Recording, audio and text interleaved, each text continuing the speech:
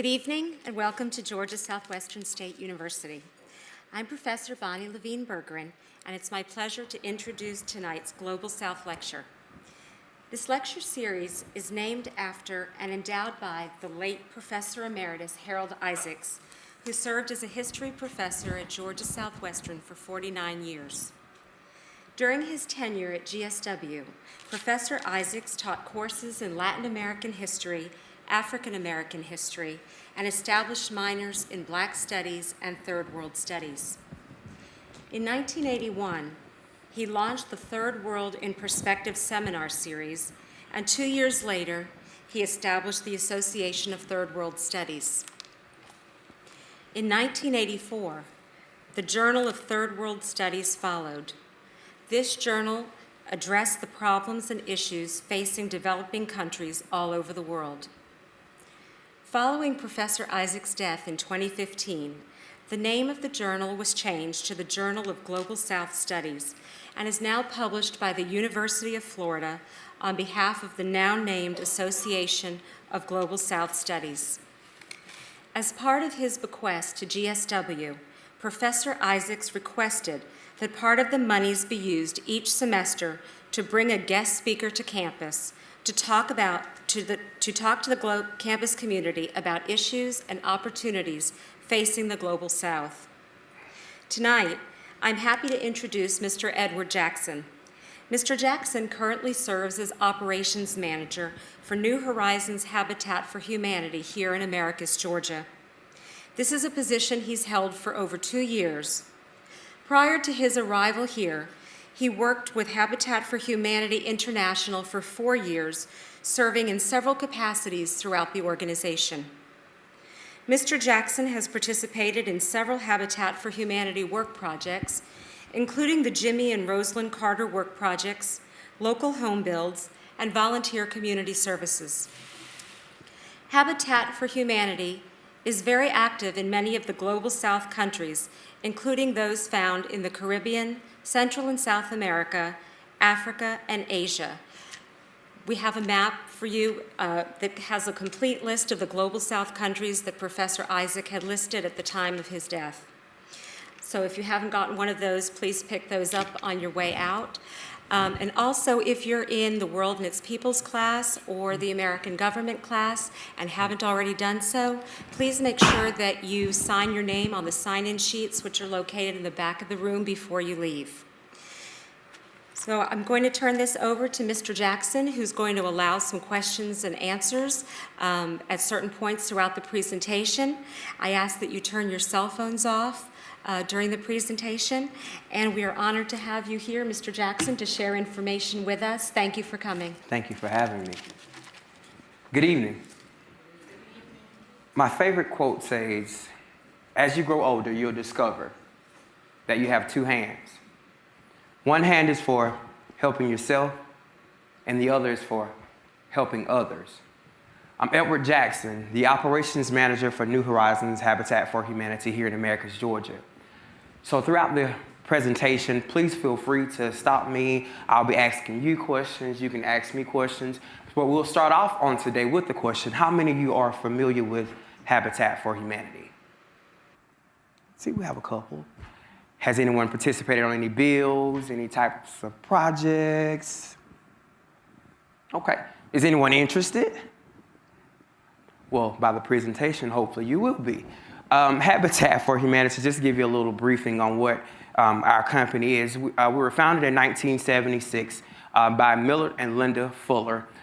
They actually founded Habitat for Humanity with Cornelia Farm, which is a farm that's maybe 20 miles or so from here. Millard quit his daytime job. He had a vision, and his vision was that every single person that he could touch and he could reach have adequate housing, adequate shelter. So he quit his job, gathered his and Linda's money, and he started Habitat for Humanity. Small organization, started here in Americas. Now it's one of the top multi-billion companies in America. So just a background of Habitat for Humanity, and of course, Georgia Southwestern is here. So there's a lot of history in Americus, just in case someone asks you, are you familiar with Habitat for Humanity? Next time you'll know exactly that we originated from here, and great things come out of Americus. So I'm gonna go ahead and jump into our slide. What is Habitat for Humanity? Habitat for Humanity is a global nonprofit housing organization working in local communities across 50 states in the United States and also in more than 70 countries around the world. Our vision is a world where everyone has a decent place to live. Habitat works towards our vision by building strength, stability, self-reliance, and partnership with people and families in need of decent and affordable homes. Where does Habitat for Humanity operate? Habitat for Humanity operates in nearly 1,400 communities across the U.S. and over 70 countries around the world. Our operational headquarters, as mentioned earlier, is here in Americus, Georgia, and our administrative headquarters is in Atlanta, Georgia. Habitat for Humanity Global South. South Africa. Founded in 1996, Habitat for Humanity actually has an affiliate in South Africa. This affiliate was founded in 1996. A couple of teams worked on it about maybe 3 to 4 years. We realized that there was a great need, of course, in South Africa, so they solicited partnerships through local donors, local government to build this particular affiliate, and it started in 1996, and it's currently growing strong today. Currently, South Africa, unfortunately, is still one of the world's most unequal societies, with approximately 12 million South Africans living in extremely poor conditions. I'm sure you guys have seen several commercials throughout television that displays different housing conditions with South Africa. I hadn't personally visited South Africa, but just to see some of the, when some of our local team goes out on global village trips and different things of that nature, and for people to write back, and the things that sometimes we take for granted, which is running water, which people in South Africa do not have, the need to use a restroom, bathrooms are not known in South Africa. So all of those things we're trying to establish in that particular area. At least when it rains, it doesn't rain on you. When it storms, you have something to protect you. Even once you use the bathroom, you have a decent place to use the restroom. So those are things that we're trying to establish in that area as well. Here's just some facts about South Africa and Habitat for Humanity. As mentioned, it was founded in 1996. As of today, we have served 695 individuals, so that meaning 695 homes of some sort. Of course, homes are consisted of maybe 2 to 3 persons in a home, from kids aging from 2 up until 16 adults, however the size of the home. Volunteers in 2019, we've had 6,589 volunteers. Those volunteers came from global village trips. I know I asked earlier, was anyone interested in going? Our Habitat for Humanity offers, during you guys' spring break, all that good stuff, we offer a global village trip pretty much to anywhere where you would like to go. Of course, it's not free, but there are different incentives that will help you raise money to go on the trip. The trip is mainly about, I would say, from a week or two. You'll go out, you'll go to whichever particular area that you're interested in. You'll build homes. You'll build home for the entirety of the week. The trips are normally about maybe from 30 volunteers to 300, depending on where you're going. You'll visit. That will pay for shelter, food. You have a tour guide, airfare, all of that good stuff is in that trip. I have some additional information in regards to our global village trips, spring break trips, collegiate chapter trips, that's with your colleges, spring breaks, all that good stuff. So after the lecture is completed, if you're interested in just finding out more about volunteering and offering your services, not here within the United States or beyond, I would be more than happy to share that with you. Habitat for Humanity is also in Asia. We're in Asia as well as South America. Asia is pretty much the same thing. The challenges of adequate affordable housing are complex and diverse in Asia-Pacific regions. According to the United Nations, some 400 million people amongst 1 in 10 live in extreme income poverty. A person living in Asia-Pacific is more prone to being struck by disasters compared to any other region in the world. A housing solution that makes sense in the Pacific Island is very different to what's in New Zealand suburbs. So once again, we have another low-income poverty place, just as South America. Asia is the same instance. So we're we're actually already established on ground in South Asia, as well as South Africa, doing the same, building houses, doing what we can. But the thing about what we can is actually the volunteers is what make it possible. The volunteers, the donors, students like you help us live throughout our vision where everyone has a decent place to live.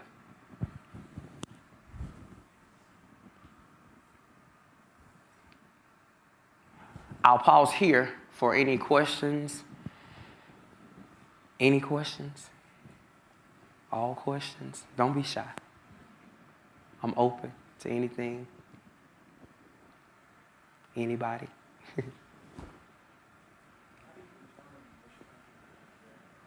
How do we determine which company? Basically, pretty much on the need. We have an international team, a board of teams that the need and the money, the finances are extremely important. Some places, donations are a little bit greater than others, and even as well as the need is greater than others, so that's our determination. But we're definitely visiting every place that we can because we do understand the overall need is great.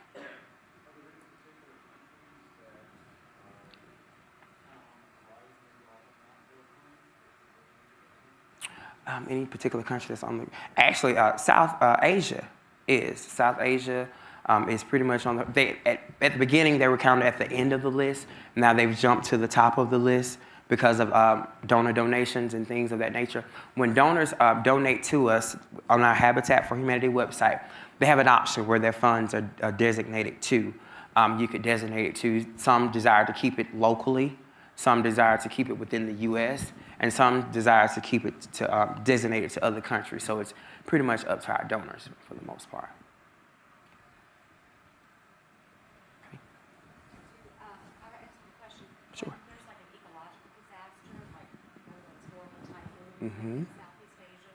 Does that all of a sudden divert funds maybe to that area? Yes, so we divert funds to that area. And as soon as something happens, our Habitat for Humanity International disaster response team is on the grounds. We're on the grounds. We're headed over immediately without funding. It's something that Habitat has a disaster fund within. And we then set up not necessarily a GoFundMe, but we set up an account on our website that people are actually donating funds just to that particular disaster response. Now, our team is already on the ground because in each country, basically, we have someone of some sort there. So we're on the ground seeing what happened throughout the disaster and what can we do to help. Yeah. Okay. Any more questions?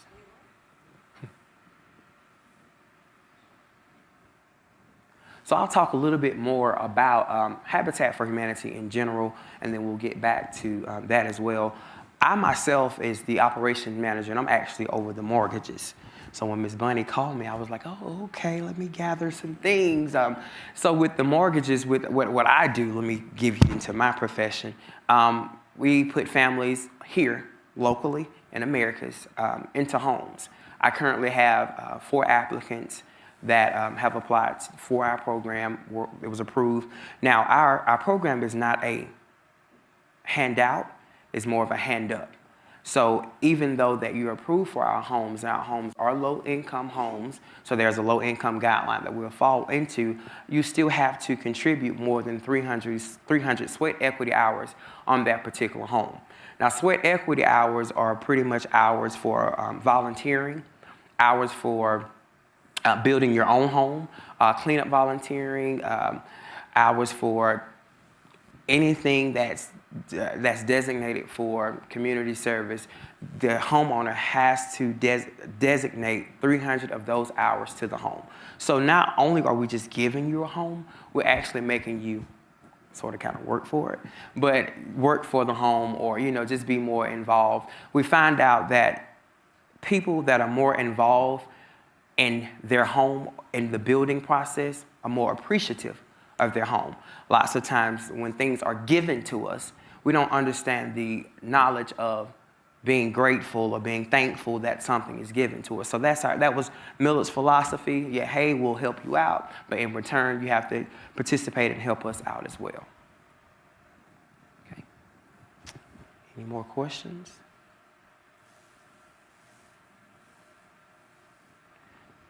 Is anyone interested in going anywhere? Possibly a global village trip? Possibly,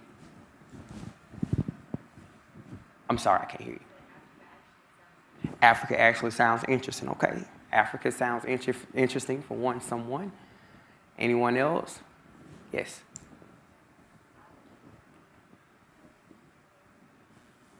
I'm sorry, just speak up. Mexico and Africa? Okay. There's a trip coming up to Africa that we'll discuss with the two of you after it's over. Yes. India? Okay. We've just had a global village trip last year to India.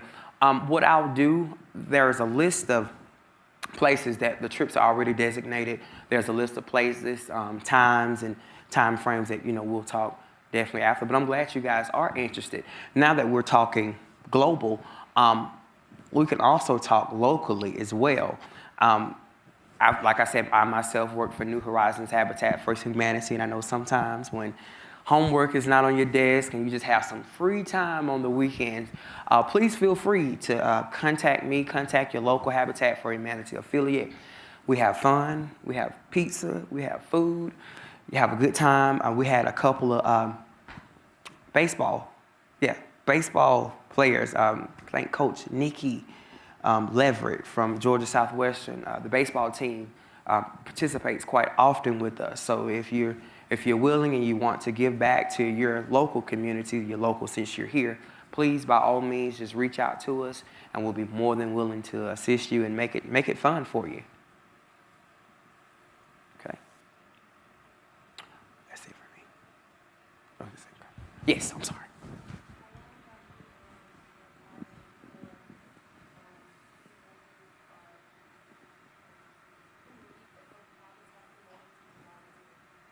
You say, how long did I'm sorry, I'm having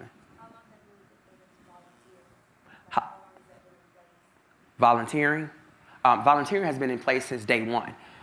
Once Millard and Linda Fuller started the organization, they started as volunteers. He went years without pay, and it was I tell you my vision, you tell your friend your vision, and we'll, because at that time, it wasn't about the money. It was about just making sure that everyone had a decent place to live. Everyone that he touched, if he took $100 and bought a toilet or something of that nature, just something that it was just all about volunteering. So the volunteer part started from day one.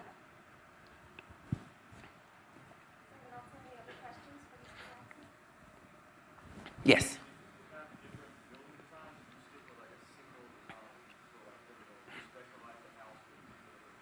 Yes, good question. We do have different building designs. The designs actually depend on the geographical area that you're in.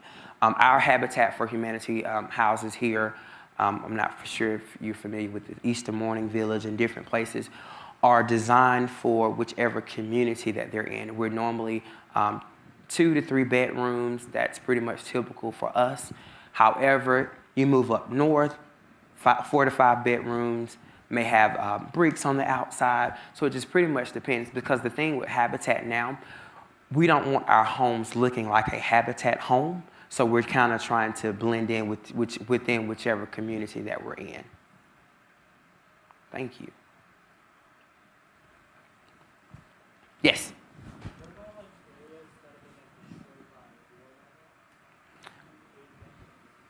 What about areas that have been destroyed by? By water, any? Um, Depends on which area it is. Depends on which area it is, and depends on if we're talking locally. Depends on the actual local affiliate. Like I say, our affiliates are actually ran off of donations. Every affiliate that Habitat has is ran off donations.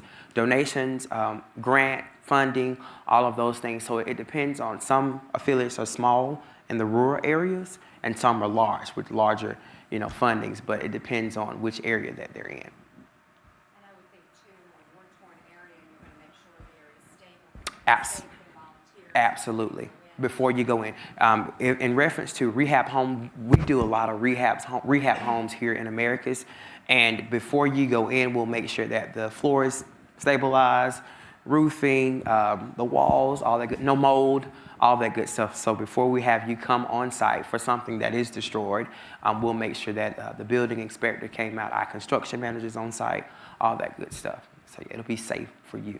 Still a lot of work to do, but just safe.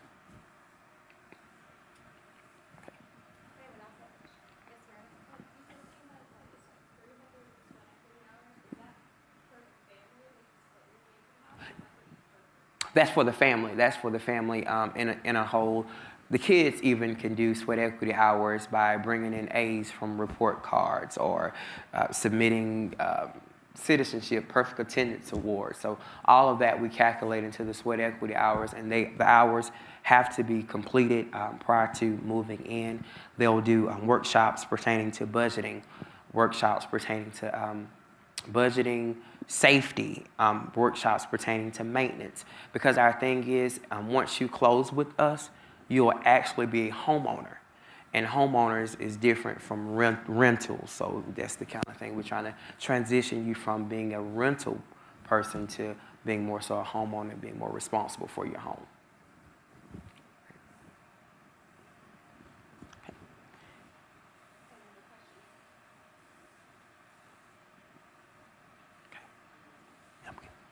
I'm good, yeah. So, sure. Do you follow up?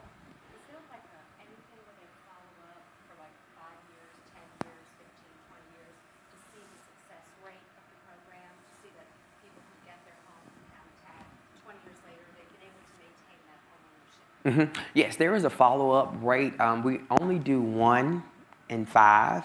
Then after 5, we kind of let you, go on by. But yes, definitely 1 in 5 year rate. The first year we'll go out and do it's called a first year anniversary. First year anniversary party is what we call it. And we'll come out with cake and ice cream just to see how your first year has gone. The 5-year thing, we'll do a follow-up interview with you, just making sure things are okay. And after 5, we just kind of let you scale on. Of course, we're here throughout the whole entire process, even after because your loan with us is 30 years or so, between 25 and 30 years, so we're actually still your mortgage holder. But yeah, we kind of let you be on your own after that 5-year mark. So is the default rate fairly low? The default rate, The mortgage guy? yeah, since I'm the mortgage guy. The default rate, we had a lot of turnovers. Turnovers, especially recently with the economy. Sadly, foreclosures is a big thing now. So that it's decreasing from previous years. But at one point, I would say maybe 2 years ago was kind of high.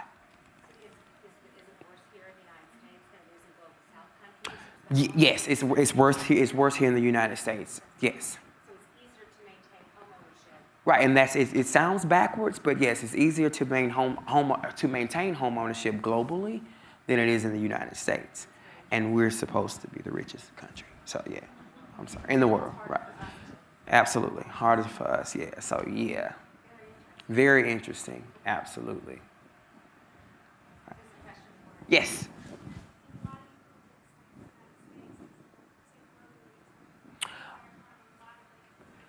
In my opinion, I think, in referencing what I said earlier, it's just about being appreciative. Being appreciative of people globally comes from, I'm not going to say nothing, but nothing. And, to actually have, Bunny and I was discussing, to actually have running water of some sort, or to actually have somewhere to use the restroom, or to sleep at night knowing that you're covered from rain. it makes it, you want to get up that next day and pay whatever you need to pay, do whatever you need to do to make sure that continues not only for you, but lots of them have kids and things of that nature. So, and here, of course, back in the United States, the richest country, we tend to, I'm not saying everybody, but we tend to often take things for granted. So the way we appreciate things here is a little bit different from the way they appreciate and globally. So that's my opinion, but hey, thank you. Yes. I'm sorry. How do I keep them from getting scammed? Keep who from getting scammed? Keep them from getting scammed from... How do you protect habitat from getting scammed? Oh, how do we protect habitat from getting scammed? Oh, we got an awesome team. How do we protect habitat from getting scammed? Just like different people with money and stuff of that nature, donations and stuff. It's a good finance question. But they have a great team of technology. I guess that's a good question. You got me with that one. We hadn't had any scammers lately. You know, we're Habitat. Most people are kind of kind-hearted. I'm sorry, kind-hearted and giving.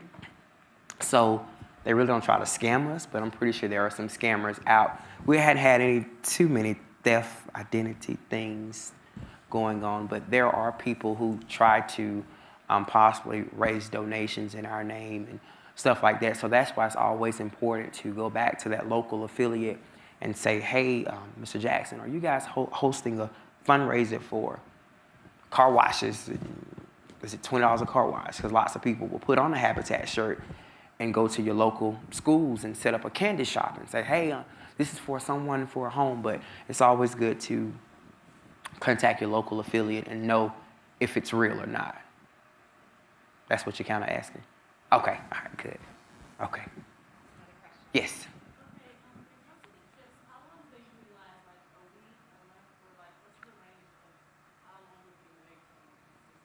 You're talking about the trips? The trips, it depends on where you're going. It depends on where you're going. That's how long it lasts. I've seen them from 1 week to 3 to 4 weeks. So it depends on which area you're trying to go. You're trying to do something locally. If you're trying to do a Jimmy Carter work project. I was in Texas for a week, I think a week and a half. We did the Jimmy Roslyn Carter work project at Fort Worth, Texas. So I was there a week and a half, but I do know some of my colleagues ended up going to South Africa, and they were gone for almost a month.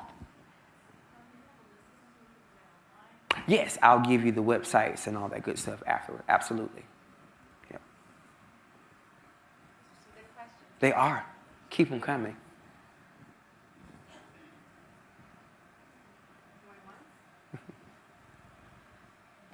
Okay.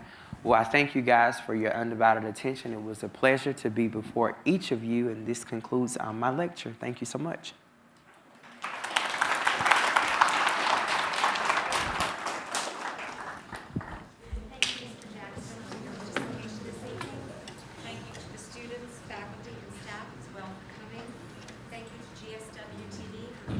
Event and to the Public Relations Department for promoting this to the community. I'll see you all tomorrow. Good night.